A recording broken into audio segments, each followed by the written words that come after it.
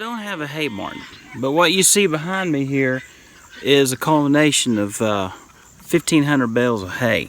Now these are square bales, and since I don't have a hay barn, what we've done is we've put them on pallets. Actually underneath on the ground, we went around and collected pallets, and then we've stacked all the hay on the pallets, okay?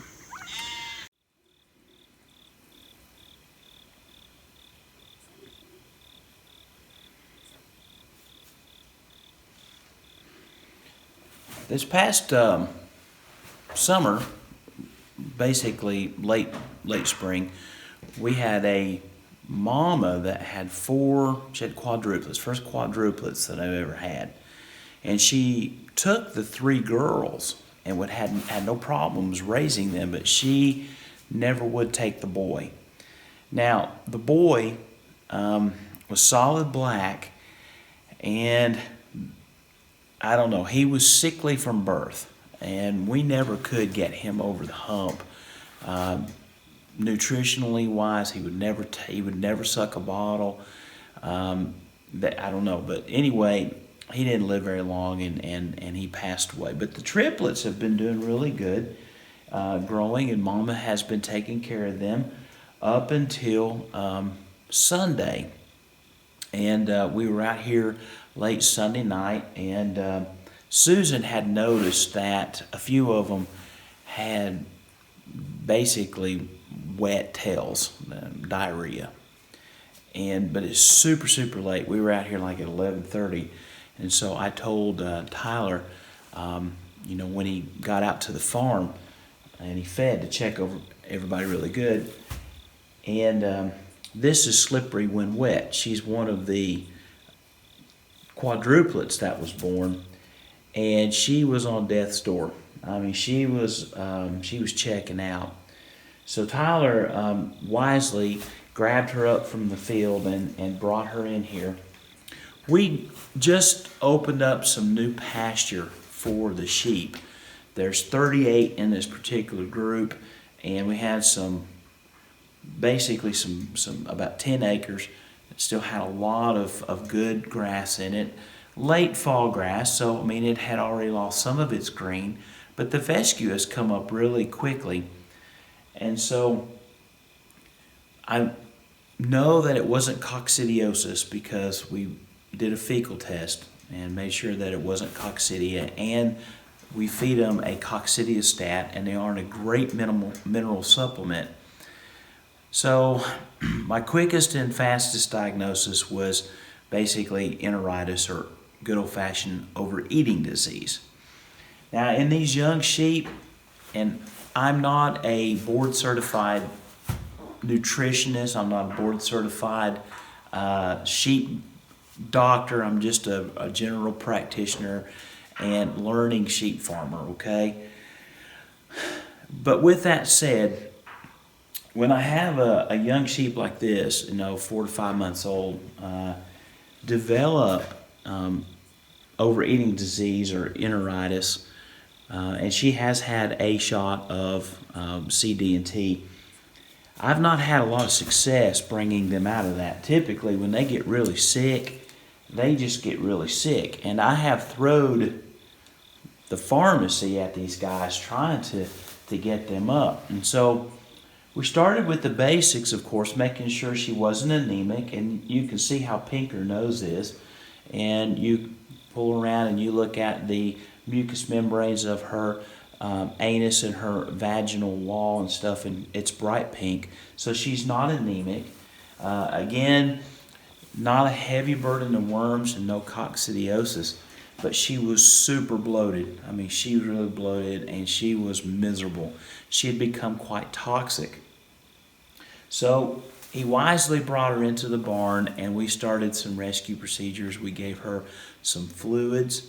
We gave her antibiotics. I gave her pain medication, which included a little bit of dexamethasone. Wanted to prevent polio, so we gave her some large doses of B vitamins. But way back when, I went to a lecture, and I don't remember the guy who was lecturing. It's been so many years ago, but it was about calves, ruminant baby calves, and how that they can have overeating disease and enterotoxicosis with E. coli, clostridials, and other organisms.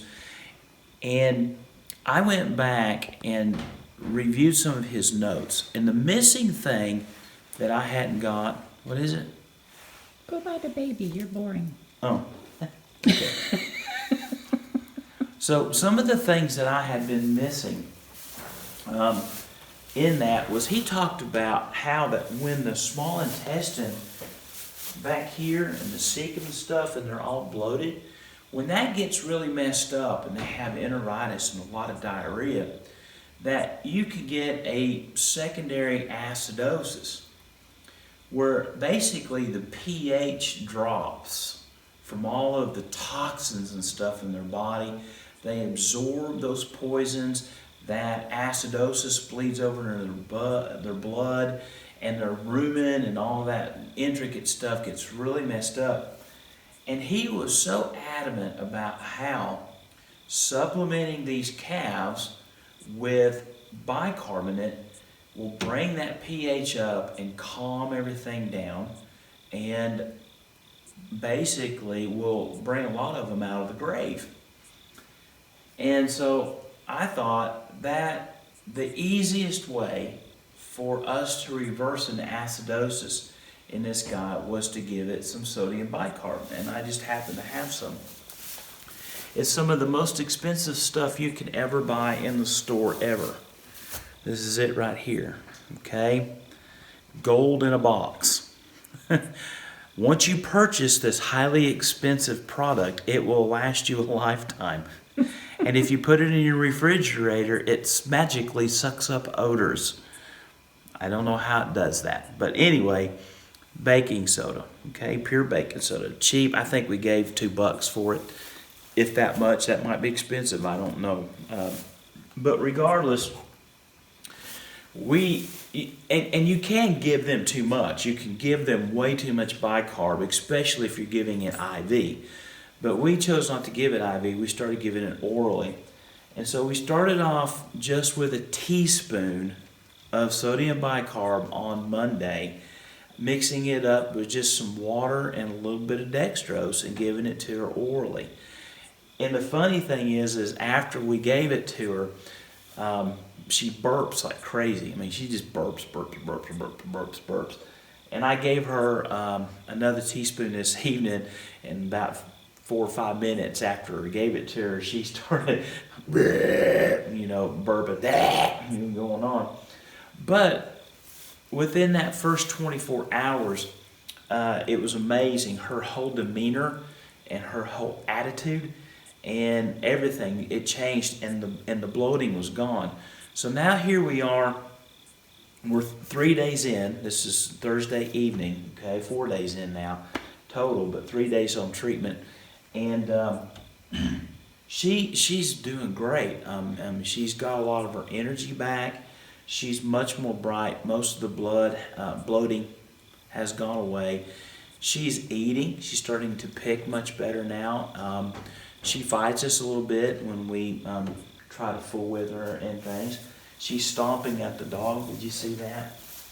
But she's doing so much better. And she's in good flesh. So she had a lot of things to pull from, but she's doing really, really good, and I'm very proud of her. But the diarrhea has stopped. Now, bicarb is not the only thing that we've given to her, okay? It's not the only thing. She's had enterofloxacin, which is an antibiotic. She's had 2 doses of that. She's had a B-complex every day that she's been here. I'll just eat it right out of the box. You can lick on it if you want. She's had B-complex every day. We've also given her a very, very low dose of dexamethasone and some ketoprofen. And I've also now got her on probiotics, okay? So she's getting some probiotics and stuff. The one thing I do know about sheep is they do better if they have company. And she doesn't have any company right now. I really don't have anybody that is her size. the triplets were kind of like the last ones born, and I could bring her brother or her sister, namely her sister, because that's the only one out there. I could bring her sister in here. Her brother died. I told you about that, but at the time she seems to be handling it very well on her own. But it does. I don't have a dose. Again, I don't know if I should give her a tablespoon or a teaspoon, but I do think you should be careful with bicarb, especially if you're giving her orally. You want to go slow with it. So we've been giving her a teaspoon once to twice a day to help with some of the acidosis and stuff. And for, I would say that at the most she's 20 pounds. And so that's plenty, in my opinion. I think that's plenty. There are some very awesome formulas that you can get, awesome formulas that you can put together that are written down in books to tell you how much to give IV, how much to supplement.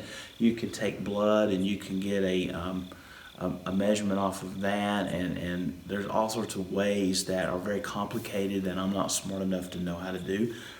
But I do know that the GI tract is very good at sorting that stuff out for you. So I believe that the missing key for me and my sheep with this overeating disease, and again, I'm saying probably in the last 3 years I've had like 4 cases of this, but I think bicarb is probably the missing ingredient, and I think that has to be included in small ruminant medicine, okay? Anyway, I just wanted to share that little treatment tip with you. Just a little bit of baking soda can go a long ways. And I look at her, she's eating, so I'm very happy. And doing other things. And doing other things now. Okay.